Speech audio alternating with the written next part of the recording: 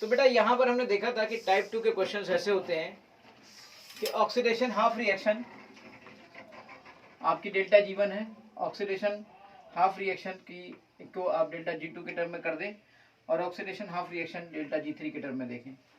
तो हम यहाँ पर अब वो नहीं लगा सकते E3 इज इक्वल टू, जैसे यहाँ पे हम मान लीजिए इसकी हम E3 मान लेते और हम ये कह देते कि E3 बराबर E1 प्लस E2।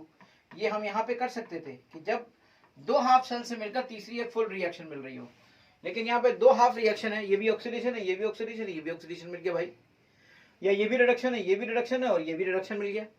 तो इन दैट सिचुएशन हम ये वाला कॉन्सेप्ट नहीं लगा सकते, तब हमें किस कॉन्सेप्ट को लगाना पड़ेगा, delta G is equal to delta G1 plus delta G2।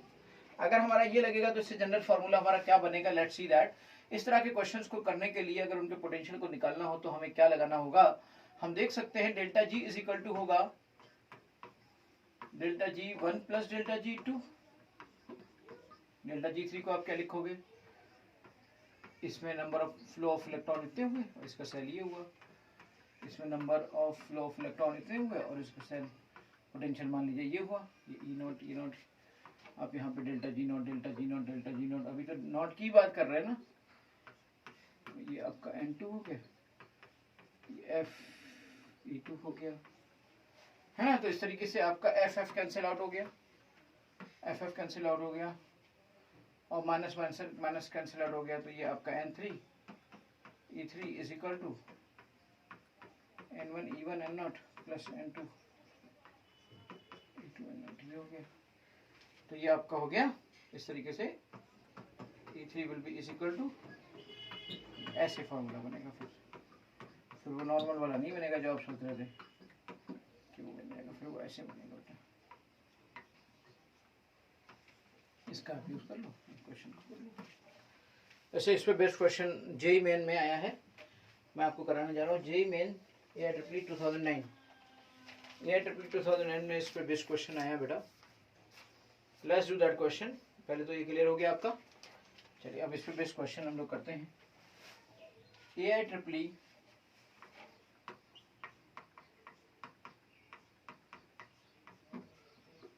2009 given that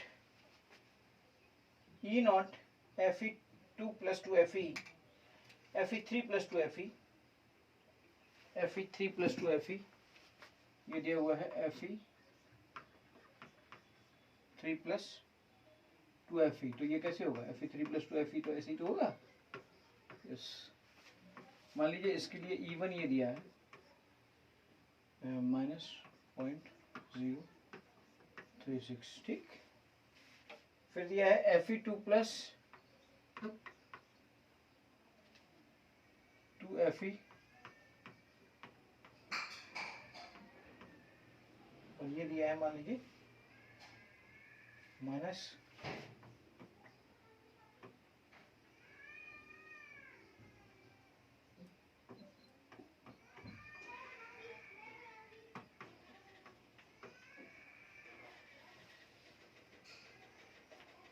पूछा है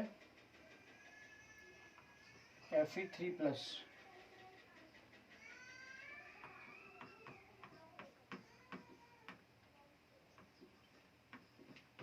Fe में जाए, देखिए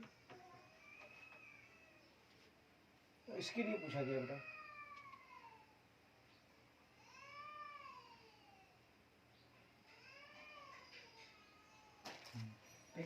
ये है आपका E3।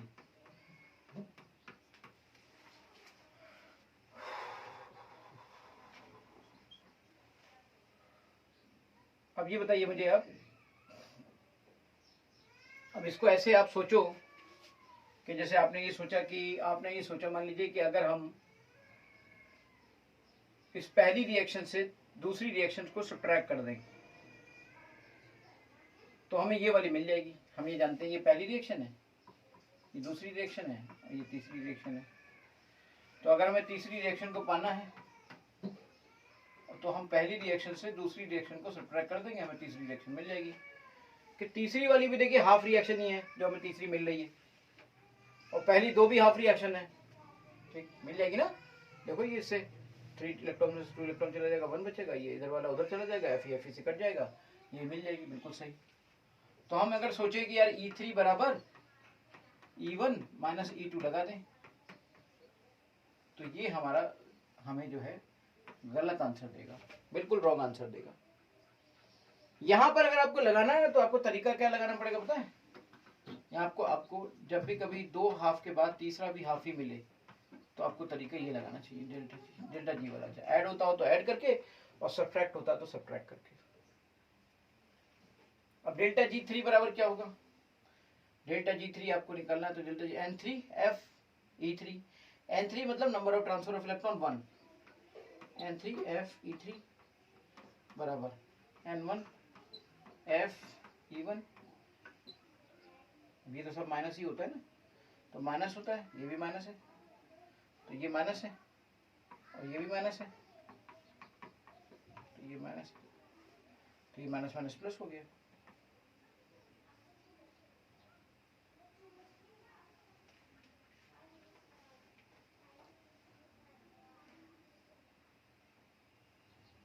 एफ से एफ कैंसिल हो गया, तो ये हो गया माइनस N3E3 बराबर माइनस माइनस प्लस, यानी N2E2 माइनस N1E1, ये आ गया।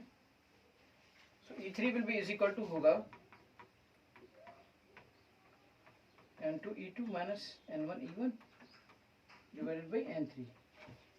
देख लीजिए, N2 मतलब दूसरी इक्वेशन में 2 number of mole transfer, E2 minus 0.439 minus N1 मतलब ये 3 पहली इक्वेशन, और ये F इसमें क्या होगा, तो इसमें ही हो जाएगा, समझ, माइनस 0.036 और N3 मतलब 1। इस तरह से आप सॉल्व कर लो, तो आप आराम से सॉल्व कर लोगे। वही तरीका लगाना पड़ेगा, बस तरीका ये लगाना पड़ेगा, ये वाला सिंपल सा कॉन्सेप्ट है कि जब भी कभी दो हाफ रिएक्शन के बाद तीसरी हाफ रिएक्शन जोड़कर या घटाकर कैसे भी मिले, ऐड करके या सब्ट्रैक्ट करके कैसे भी मिले आपको, लेकिन उन दोनों ही सिचुएशन में आपको क्या करना है, उन दोनों ही सिचुएशन में आपको सिर्फ एक काम करना है कि आप उनको ऐड करिए या सब्ट्रैक्ट करिए, लेकिन डेल्टा जी के टर्म में निकालिए और डेल्टा जी को फिर ई के टर्म में कन्वर्ट कर लीजिए। सबके सब ई नॉट दिया है तो सब जगह नॉट लगा दीजिए, सब जगह अगर ई नॉट नहीं दिया है तो कुछ जो दिया हो वो लगा दीजिए, ई दिया ई लगा दीजिए, नॉट दिया नॉट लगा दीजिए। उसमें क्या है, उसमें कुछ नहीं है भाई, उसमें तो कुछ नहीं है, उसमें तो कुछ नहीं है, कुछ नहीं है, कुछ नहीं है। सब जगह जैसा दिया है वैसा लगा दीजिए, वो कोई मैटर नहीं है।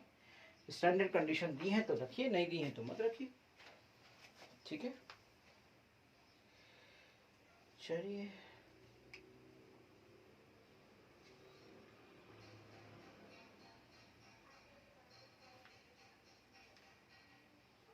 एक क्वेश्चन है हमारे सामने,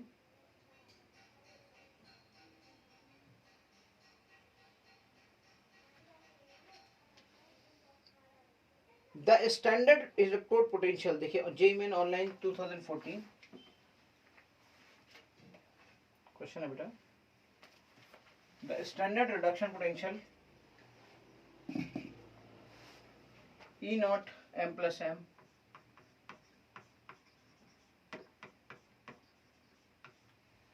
the standard reduction potential for four metals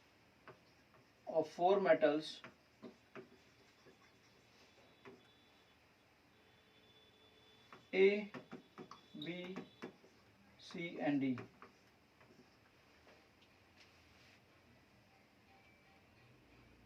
are minus 1.2 volt, 0.6 volt, 0.85 volt and minus 0.76 volt respectively.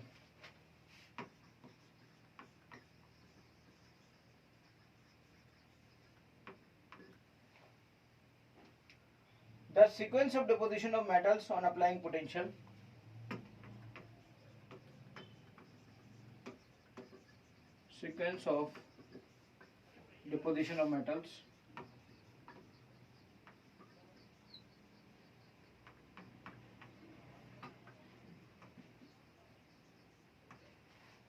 on applying potential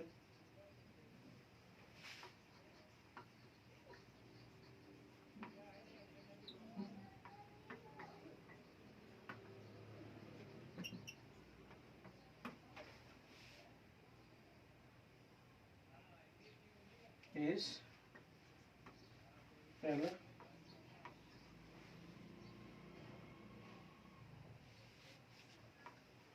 चलिए देख लीजिए इसमें सिंपल ऑप्शन क्या दूं मैं आपको, आप खुद ही कर सकते हो.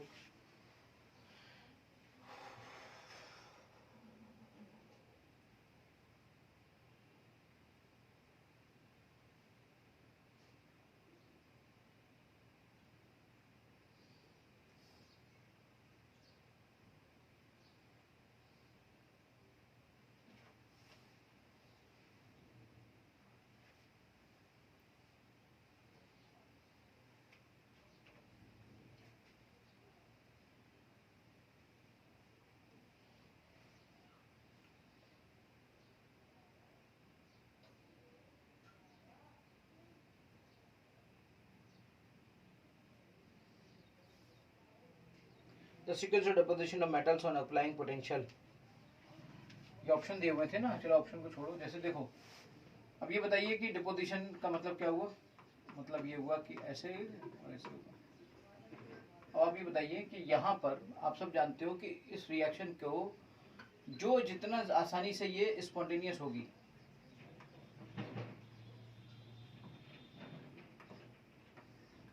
जितनी आसानी से स्पॉन्टेनियस होगी, यानी कि जितना डेल्टा जी इसका नेगेटिव होगा, तो अगर किसी का डेल्टा जी नेगेटिव है, नेगेटिव लार्ज है, तो समझ लो वो मोर स्पॉन्टेनियस है.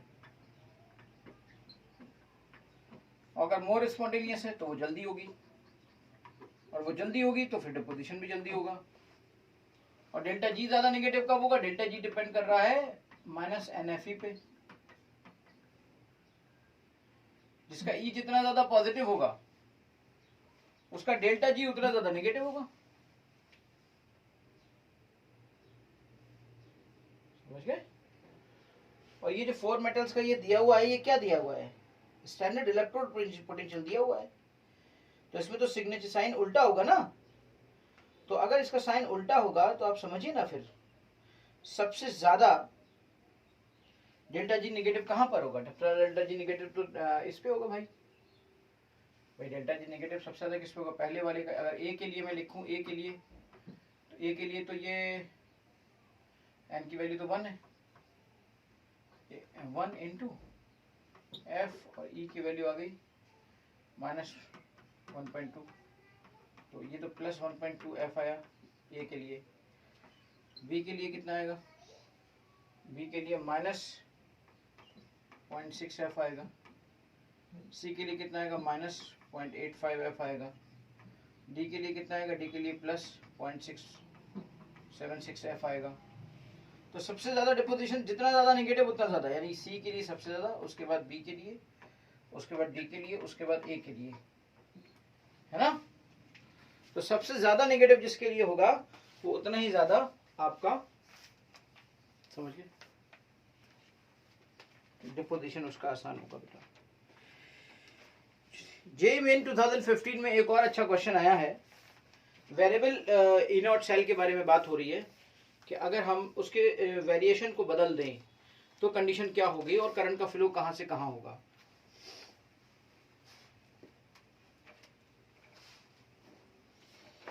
तो करंट का फ्लो कहां से कहां होगा, देखिए जरा. बहुत ही अच्छा क्वेश्चन है, जेईई मेन 2015 का क्वेश्चन है.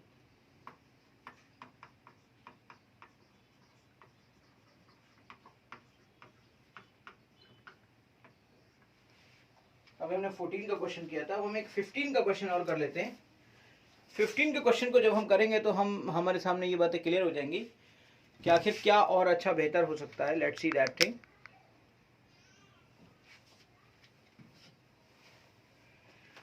देखिएगा, a variable opposite external potential is applied. A variable opposite external potential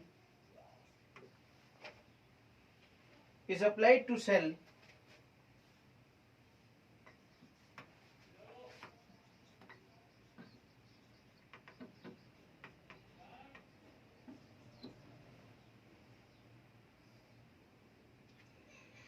cell कौन है? सेल वही आपका डेनियल सेल पुराना वाला,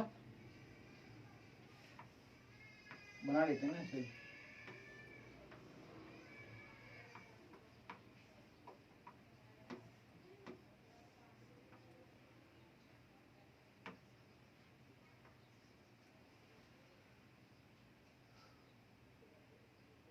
इस 1.1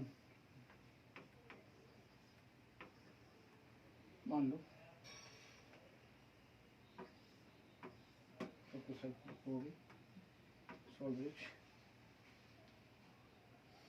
when external potential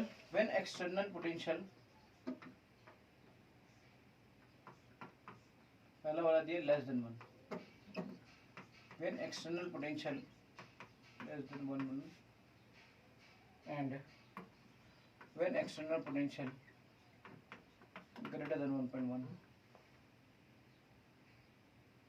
electron flow from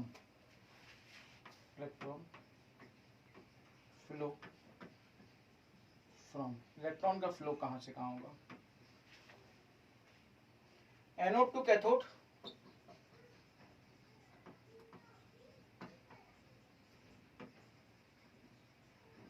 and cathode to anode.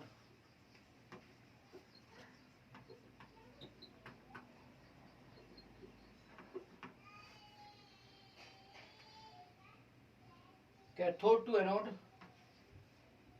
चलिए एक पहले ऑप्शन बेटा, मेरे हिसाब से तो पहला ही चाहिए, दूसरे तीसरे पे जाने की जरूरत ही नहीं है। देखिए कितना आसान क्वेश्चन है। आप देखिए जब ये करंट को रिलीज कर, जब ये Zn Zn2 प्लस में जाता था तो इलेक्ट्रॉन ऐसे तो जाता था, इलेक्ट्रॉन ऐसे मूवमेंट होता था इलेक्ट्रॉन का। तो ये क्या हो रहा है, ये एनोड से इलेक्ट्रॉन का फ्लो ऐसे है, तभी तो करंट का फ्लो ऐसे होगा। तो एक्सटर्नल सर्किट में जो इलेक्ट्रॉन का फ्लो है वो एनोड टू कैथोड दिख रहा है आपको, एनोड से कैथोड दिख रहा है। और फिर ये कॉपर होता था, ये कॉपर आपका 2 इलेक्ट्रॉनों को यहाँ से लेता था, ये वाला ना कॉपर 2 इलेक्ट्रॉनों को यहाँ से लेता था, फिर लेकर कॉपर में डिपॉजिट होता था, ये होता था।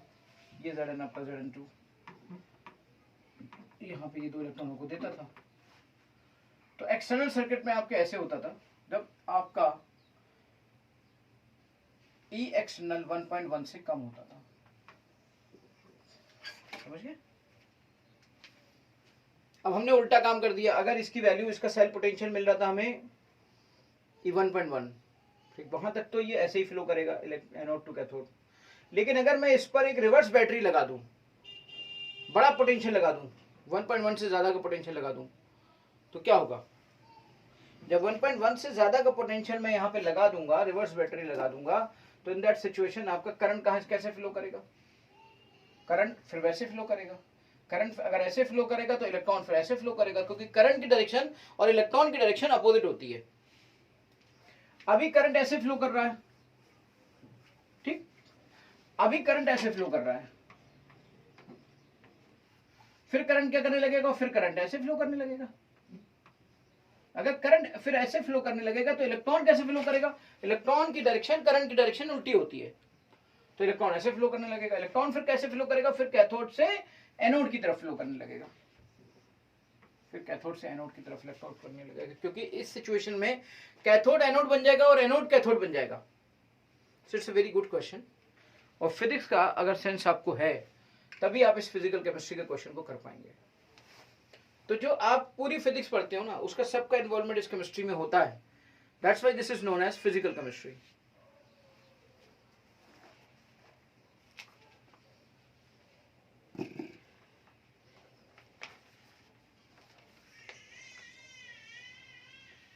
मुझे लगता है हमने एक अच्छा क्वेश्चन का वर्कआउट कर लिया है, और काफ़ी अच्छे questions we have done.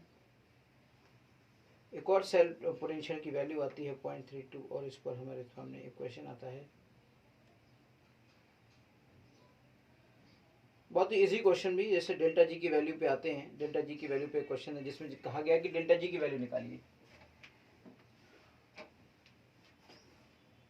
For the reaction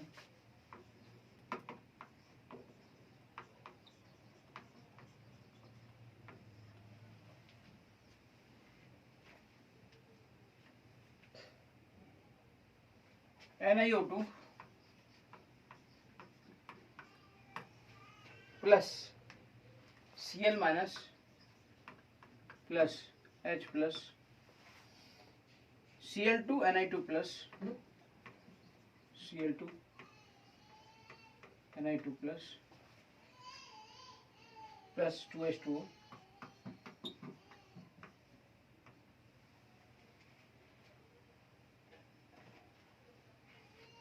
The standard cell potential is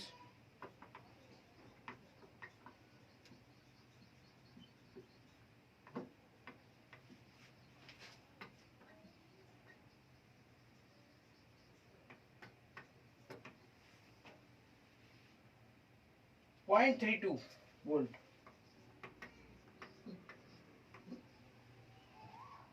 The value of delta G naught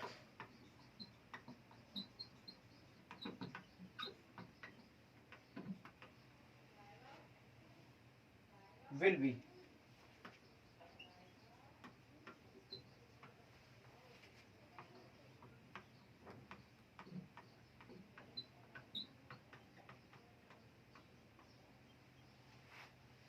number of transfer of electron तुम्हें कितने दिखाई दे रहे हैं?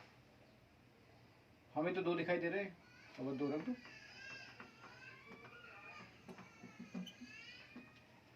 ई नॉट सेल कितना दिखाई होगा? ई नॉट सेल यहाँ पे 0.32, बस आंसर आ जाएगा। उसमें क्या है, सिंपल सा क्वेश्चन।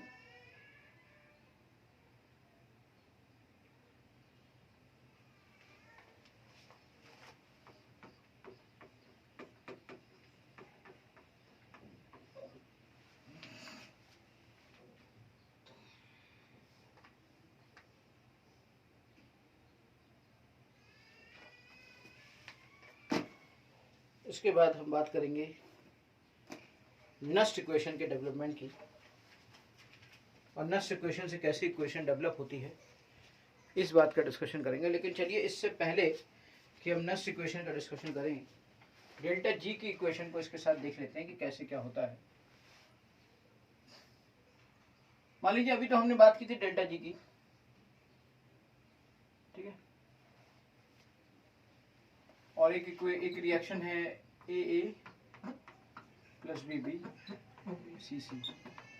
इक्विलिब्रियम कांस्टेंट की भी बात कर लेते हैं यहीं पर, इसलिए मैं इस चीज को और लेके आ रहा हूँ। तो हमने अगर यहाँ पर डेल्टा जी की बात की, और delta G is equal to आया delta G not plus 2.303 RT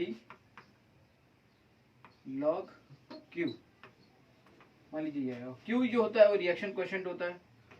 reaction coefficient is basically the ratio of this AA and BB, ठीक है, ये होता है।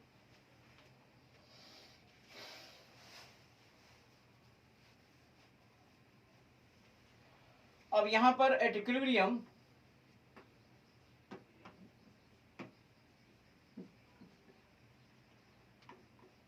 Delta G is equal to 0,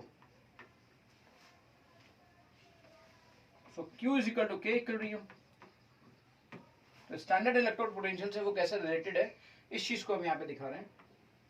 तो ये 0 हो गया आपका, ये डेल्टा जी नॉट आपका ये हो गया प्लस 2.303 RT log के इक्विलिब्रियम, ठीक।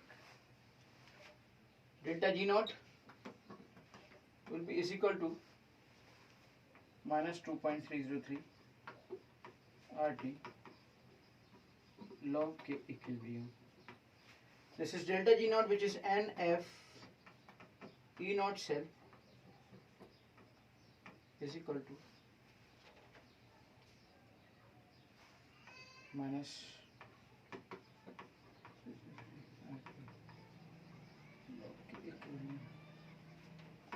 ये कट गया। So in this situation E naught cell becomes 2.303 RT log K equilibrium divided by NF.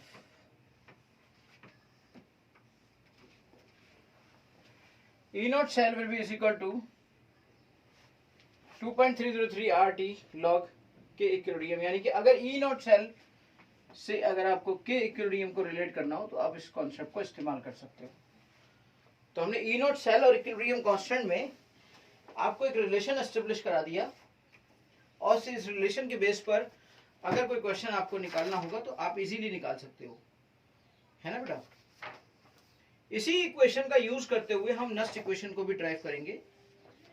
इसी इक्वेशन का यूज करते हुए भी हम नेक्स्ट इक्वेशन का ड्राइव करते हैं। चलिए हम इन्हीं चीजों को लेकर जरा थोड़ा सा और आपका देख लेते हैं कि कैसे कैसे क्वेश्चन आपके नीट में आए हैं। उन क्वेश्चंस को भी देखते हैं कि जो क्वेश्चन नीट में आए हैं। Let's do those questions which have come in NEET.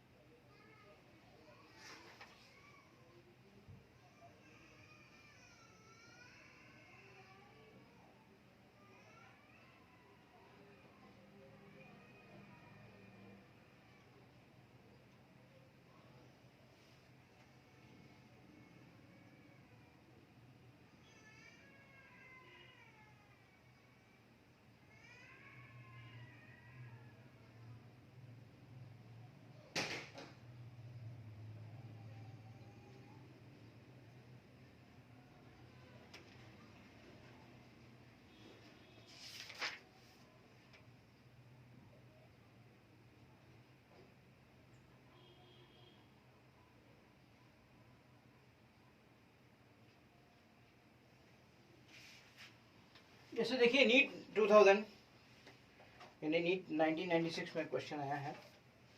Equilibrium constant पे तो क्वेश्चन नहीं है, हाँ इक्विलिब्रियम कांस्टेंट पे एक क्वेश्चन जरूर मेरे सामने है। नीट 2016 एंड 2011 में इक्विलिब्रियम कांस्टेंट पे एक क्वेश्चन है। नीट 2019 में क्वेश्चन आया है और वही मैं ढूंढ रहा था। वेरी गुड, एक क्वेश्चन है मेरे सामने।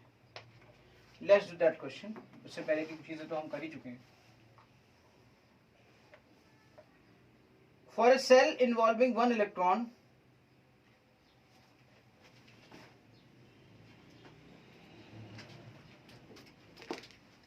for a cell involving one electron,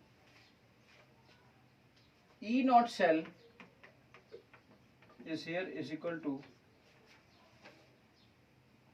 0.59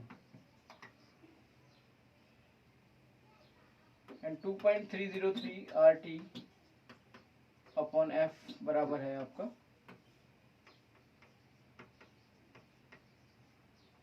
0.059 और टेम्परेचर आपका 298 केल्विन पर है। अभी भी हमने एक फॉर्मूला देखा था, E naught cell will be is equal to 2.303 RT upon NF log के इक्विलिब्रियम, ये देखा था हमने। तो क्या ना हम यहाँ पर 0.059 डिवाइडेड बाई 1 ये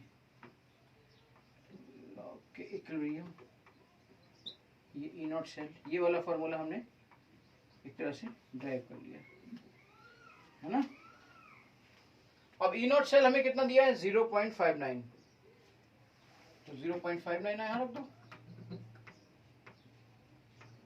और ये कितना है, ये है आपका n की वैल्यू तो 1 है ना, 1 इलेक्ट्रॉन है, हाँ तो 0.0591 इंटू लॉग के इक्विलिब्रियम। इसको जरा देखो 0.059 है और ये आपका इतना है, तो 0.059 की वैल्यू जरा देख लो कितनी आएगी। ये आपका क्या 0.059 लॉग के इक्विलिब्रियम, ठीक ये हो गया आपका 10, तो 10 to the power 10 आ गया। It becomes 10 to the power 10, log के equilibrium becomes 10 to the power 10। ये वाली वैल्यू आ गई। कैसे आई, चलिए मैं बता देता हूँ। ये लॉग होता है ना, वो ऑन द बेस ऑफ 10 होता है बेटा, और ये आपका आ गया ऐसे। तो जब भी कभी हम इसको अलग से लिखते हैं, ऐसे मान लीजिए लॉग हो और on the base of 10 is equal to a हो, तो x की value 10 to the power a हो जाएगी। ऐसे ही होता है, तो x की वैल्यू 10 टू द पावर 10 यानी कि 10 टू द पावर 10। ये क्वेश्चन है हमारा नीट 2019 का।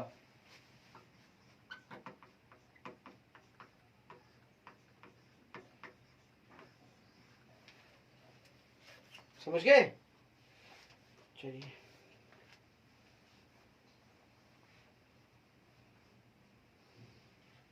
एक क्वेश्चन और है, गिब्स फ्री एनर्जी के बारे में पूछा है, डेल्टा जी नॉट और ई नॉट सेल दिया हुआ है और डेल्टा जी नॉट पूछा है।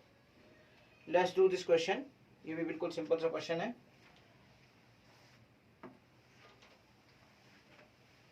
नीट 19 में आया है, यानी कि अभी नहीं आया था, लास्ट टू लास्ट ईयर से 2-3 साल से नहीं आया। इसका मतलब इस बार तो वो आने के बहुत चांसेस हैं भाई इसके। जो चीज 2-3 साल से नहीं आई हो ना, उसके चांसेस बहुत है आने के इस बार। तो यहां पर बेटा आपका ई नॉट सेल देखिए जरा, 2Fe3 प्लस क्वेश्चन दिया हुआ है, plus 2Ai minus 2Fe2 plus plus I2। E naught cell आपका ई नॉट सेल आपका 0.24 है।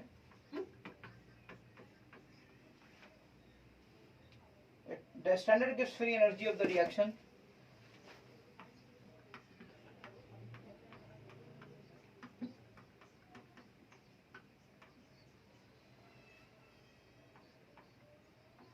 Number of transfer of electron कितने होंगे, ध्यान से देखिए, याद रखिएगा। Number of transfer of electron हमेशा कन्वर्जन फैक्टर से निकाले जाते हैं,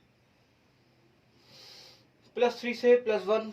तो number of transfer of electron यहाँ पर बेटा हमेशा कन्वर्जन फैक्टर से निकाला जाता है। और number of transfer of electron द्वारा कितने होंगे आप खुद ही समझ सकते हो इस बात को। इस होल रिएक्शन में number of transfer of electron होंगे 2, I माइनस 0 तो 2, हाँ टोटल इस रिएक्शन के अंदर 2 होंगे। तो 2 ये हो गए 96,500 और 0.24 ये हो गया, ठीक है, निकल आएगा। One more question of this same category, इसी कैटेगरी का एक और क्वेश्चन मेरे सामने है। नीट 2016-11 नीट 2016-11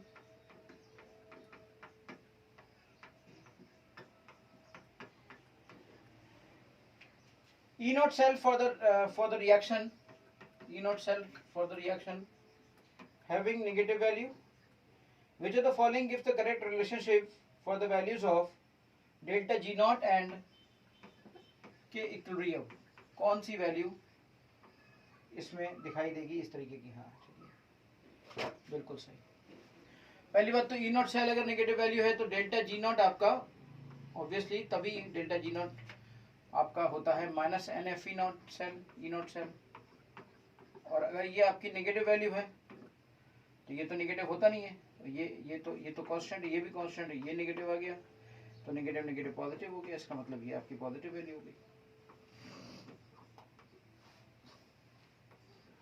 और delta G is equal to होता है -2.303 RT